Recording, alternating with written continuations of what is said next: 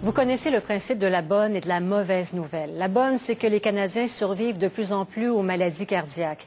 La mauvaise nouvelle, c'est que les facteurs de risque de développer ces maladies comme l'hypertension, le diabète et l'obésité vont, eux, en augmentant. C'est du moins ce que révèle une étude publiée dans le journal de l'Association médicale canadienne. On craint même une diminution de l'espérance de vie, ce qui ne s'est pas produit depuis 200 ans. José Thibault. La bonne nouvelle de cette première étude pan-canadienne, c'est que la mortalité liée aux maladies cardiaques diminue, car les soins et thérapies se sont améliorés. Mais il y a un revers. En contrepartie, sur une longue période de temps, sur à peu près 10 ans, on voit que les facteurs de risque, eux, ont tendance à augmenter. Ainsi, au Québec, pour l'hypertension, on parle d'une hausse de 74 %, pour le diabète, 46 % et pour l'obésité, 25 %. Seul le tabagisme est en baisse.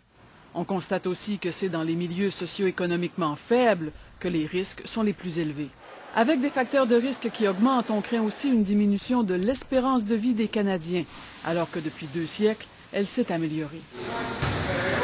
Pour le Dr Rinfret, seul un sérieux coup de barre permettra d'éviter que la santé de milliers de Canadiens ne continue de se détériorer. Donc, on voit plus de diabète, on voit plus d'obésité. Donc, il va falloir probablement y avoir une conscientisation à un autre niveau que seulement la prévention, les campagnes de médias. Il faudrait que plus de personnes se prennent en main, comme Francine Bégin. Son médecin lui a recommandé de se mettre en forme et de perdre 20 kilos pour éviter une maladie cardiovasculaire. Je ne veux pas être atteinte par ça, puis je sais que l'obésité, là, c'est un facteur de risque à faire attention. Et elle affirme que ce n'est pas si difficile.